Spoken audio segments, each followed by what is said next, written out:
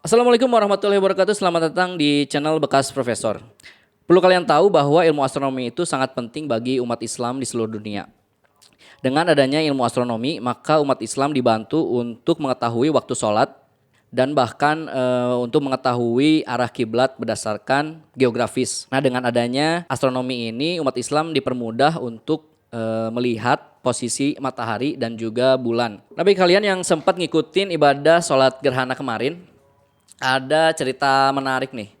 Jadi sebelum Islam datang, beberapa masyarakat menganggap gerhana bulan itu yang berwarna merah erat kaitannya dengan kepercayaan-kepercayaan dan agak nyeremin gitulah. Ada bangsa yang menganggap bahwa gerhana itu adalah ciptaan dari darah naga. Lalu ada pula yang menganggap gerhana itu, gerhana bulan ataupun gerhana matahari itu ada sesosok raksasa yang mau memakan bulan ataupun matahari. Makanya masyarakat tersebut disuruh untuk membunyikan barang-barang ataupun segala sesuatu yang bisa menghasilkan bunyi untuk mengusir raksasa tersebut. Nah, dan juga di Jepang itu menganggap bahwa bulan merah itu dewa sedang menebarkan racun. Jadi warga-warga Jepang itu pada saat itu disuruh untuk menutup sumber-sumber air kayak sumur dan lain-lain. Dan banyak lagi lah cerita-cerita zaman dulu mengenai gerhana ya. Nah, kalau dari sisi Islam seperti apa sih? Tentunya dari sisi Islam itu lebih ilmiah karena Rasul itu mengetahuinya dari wahyu ya. Jadi menganggap sebagai fenomena alam biasa yang patut disyukuri sebagai kebesaran Allah. Makanya ada sholat gerhana dan orang-orang disuruh untuk bertakbir atas kekuasaan Allah.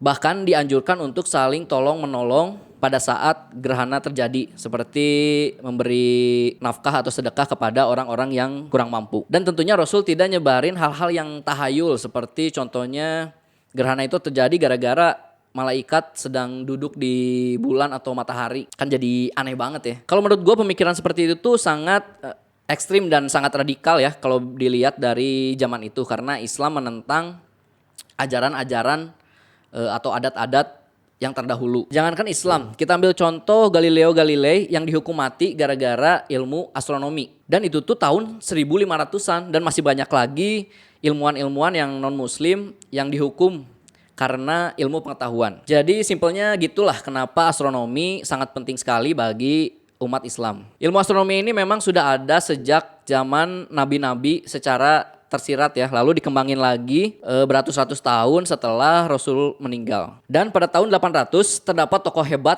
dari umat muslim. Lu bisa bayangin gak sih kalau lu hidup di tahun 800-an, kira-kira mau ngapain? Nah, gue mau berbagi kisah tentang salah satu ahli astronomi muslim yang pemikirannya bertahan selama berabad-abad. Berasal dari tahun 800-an, bernama Abu Al-Abbas Ahmad bin Muhammad bin Kathir Al-Farghani. Ya, kita sebut saja Al-Farghani. Al-Farghani adalah ahli astronomi yang sangat berpengaruh. Di barat, para ahli astronomi abad pertengahan mengenalnya dengan sebutan Al-Farganus. Al-Farghani berasal dari Fargana, Transoksania, Uzbekistan. Ia hidup di masa Khalifah Al-Ma'mun pada tahun 813 sampai dengan 833. Hingga masa kematian Al-Mutawakkil pada tahun 847 sampai dengan 881. Al-Farghani sangat beruntung sekali karena hidup di dua masa itu, karena pemerintahan khalifah pada saat itu sangat memberi dukungan penuh untuk perkembangan ilmu pengetahuan dan juga teknologi. Buktinya ialah sang khalifah membangun sebuah lembaga kajian yang bernama Akademi Al-Ma'mun dan mengajak Al-Farghani untuk bergabung. Bersama para ahli astronomi lainnya, Al-Farghani diberi kesempatan untuk menggunakan alat-alat yang canggih pada masa itu ya. Ia memanfaatkan fasilitas yang ada untuk mengetahui ukuran bumi, meneropong bintang, dan menerbitkan laporan ilmiah. Pada tahun 829, Al-Farghani melakukan penelitian di sebuah observatorium yang didirikan oleh Khalifah Al-Ma'mun di Baghdad. Ia ingin mengetahui diameter bumi, jarak, dan diameter planet-planet lain. Pada akhirnya ia berhasil menyelesaikan penelitian tersebut dengan baik. Al-Farghani juga termasuk orang yang turut memperindah Darul Hikmah Al-Ma'mun dan mengambil bagian dalam proyek pengukuran derajat garis lintang bumi. Al-Farghani juga berhasil menjabarkan diameter dan jarak beberapa planet pada masa itu. Dan hal tersebut merupakan pencapaian yang sangat luar biasa pada masa itu. Hasil penelitian Al-Farghani dalam bidang astronomi ditulisnya dalam berbagai buku. Harakat As-Samawiyah wa Jawami Ilm An-Nujum atau Asas-Asas Ilmu Bintang adalah salah satu karya utamanya yang berisi kajian tentang bintang-bintang. Sebelum masa Regiomontanus, ilmuwan matematika pada tahun 1400-an, Harakat As-Samawiyah wa Jawami Ilm An-Nujum adalah salah satu buku yang sangat berpengaruh bagi perkembangan astronomi di Eropa. Nah, udah lihat kan akibat perang salib, hasil penelitian Islam banyak yang dicuri bahkan diklaim, parah banget sih. Dalam buku tersebut, Al-Farghani memang mengadopsi sejumlah teori Ptolemeus, tapi ia mengembangkannya lebih lanjut sehingga menghasilkan teorinya sendiri. Tak heran, Harakat As-Samawiyah wa Jawami Ilm An-Nujum mendapatkan respon yang positif dari para ilmuwan muslim dan non-muslim. Buku ini pun diterjemahkan dalam berbagai bahasa. Nah, dalam terjemahan bahasa Inggris, buku ini mengalami perubahan judul menjadi The Element of Astronomy. Pada abad ke-12, buku ini juga diterjemahkan dalam dua versi bahasa Latin. Salah satunya yaitu diterjemahkan oleh John Sheffield pada tahun 1135. Sebelum kemudian direvisi oleh Regiomontanus pada tahun 1460. Sebelum tahun 1175, karya ini juga sempat diterjemahkan oleh Gerard Ceremona. Selanjutnya Dante melengkapi karya Al-Farghani ini dengan menambahkan pendapatnya tentang astronomi dan memasukkan karyanya yang berjudul La Vita Nova. Seorang ilmuwan Yahudi yang bernama Jacob Antoli juga menerjemahkan karya ini dalam bahasa Yahudi dan menjadi terjemahan Latin versi ketiga pada tahun 1590. Pada tahun 1669, Jacob Golius menerbitkan teks Latin yang baru. Bersamaan dengan itu, sejumlah ringkasan karya Al-Farghani telah beredar di kalangan para ilmuwan. Di kemudian hari, The Element of Astronomy diakui sebagai sebuah karya yang sangat berpengaruh bagi para ilmuwan pada masa itu. Tidak hanya aktif di bidang astronomi, Al-Farghani juga aktif di bidang yang lainnya, seperti teknik. Seorang ilmuwan yang bernama Ibnu Tugribirdi berkata bahwa Al-Farghani pernah ikut melakukan pengawasan pada proyek pembangunan grid nilometer di Kairo Lama pada tahun 861. Jadi buat yang belum tahu, nilometer ini adalah alat ukur pasang surutnya Sungai Nil ya. Nah, alat ini dibangun di Pulau Roda, yaitu sebuah pulau yang terletak di sebelah selatan Kairo. Jadi nilometer itu bentuknya seperti tiang ya, dan bisa mengukur ketinggian air di Sungai Nil. Bangunan ini atau nilometer ini berhasil diselesaikan bersamaan dengan wafatnya Khalifah Al-Mutawakil, sang pencetus pembangunan nilometer.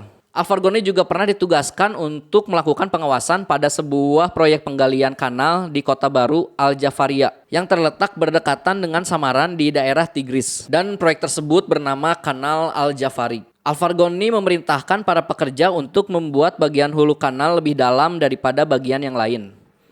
Dengan begitu, tidak akan ada air yang mengaliri kanal tersebut, kecuali jika permukaan air sungai Tigris sedang pasang. Kebijakan Al-Farghani ini sempat membuat Khalifah marah. Namun hitungan Al-Farghani kemudian dibenarkan oleh pakar teknik yang berpengaruh yaitu Sin bin Ali. Dan akhirnya sang Khalifah pun mau menerima kebijakan tersebut. Nah, dalam bidang teknik, Al-Farghani juga membuat karyanya dalam bentuk buku, yaitu Kitab Al-Fusul Ikhtiyar Al-Majisti dan Kitab Amal Al-Ruhamat. Nah, ternyata karya utama Al-Farghani ini yang masih berbahasa Arab masih tersimpan baik di Oxford, Kairo, dan di perpustakaan Universitas Princeton. Atas karya dan jasanya yang begitu banyak, nama Al-Farghani dikenal sebagai salah satu perintis astronomi modern. Al-Farghani adalah tokoh yang memperkenalkan istilah astronomi dalam bahasa Arab seperti azmut, nadir, dan zenit. Melalui kajian ilmu ini, umat Islam mampu mengurai misteri-misteri tentang benda-benda langit dan memberikan sumbangan berharga di dalamnya. Tak heran pula jika banyak astronom muslim yang menyumbangkan pemikirannya dalam karya yang dibukukan. Semua karya umat Islam pun menjadi rujukan, tak hanya oleh ilmuwan semasanya yang juga muslim, melainkan oleh ilmuwan-ilmuwan non-muslim.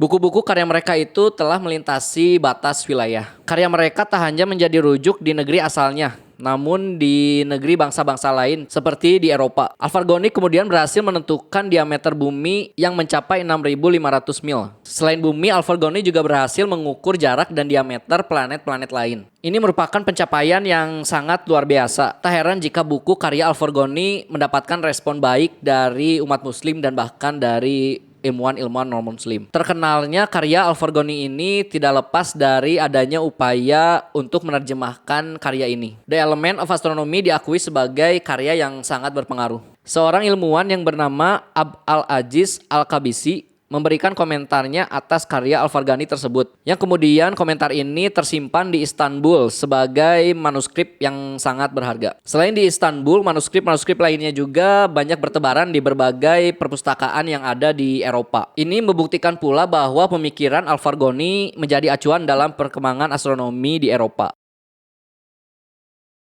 Dalam The Book of the Fixed Stars, Al-Farghani menggabungkan karya Ptolemeus dalam memetakan konstelasi dengan tradisi astronomi Arab, ditulis sekitar tahun 964. Buku tersebut berisi ilustrasi ekstensif setiap rasi bintang dari perspektif terestrial, melihat ke atas dari bumi dan kebalikannya. Karena rasi bintang akan terlihat dari luar bidang bintang tetap. Gambar Al-Sufi menjadi representasi kanonik dari konstelasi tersebut.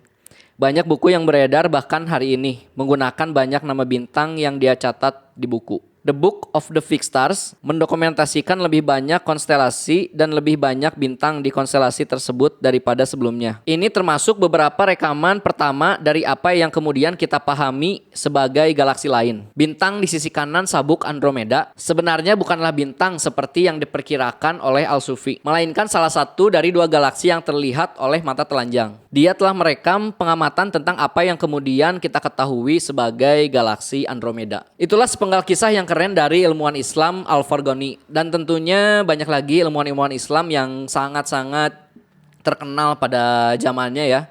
Yang sayangnya itu pada zaman Perang Salib itu banyak sekali karya-karya ilmuwan Islam yang dicuri bahkan diklaim oleh pihak Eropa. Dan tentunya di next video gue bakal ngebahas tentang ilmuwan-ilmuwan Islam yang lain yang tentunya juga sangat-sangat menarik sekali untuk dibahas. Dan jangan lupa support channel ini dengan cara share, like, dan subscribe, karena support kalian sangat-sangat berarti sekali untuk perkembangan channel ini. Akhir kata, wassalamualaikum warahmatullahi wabarakatuh.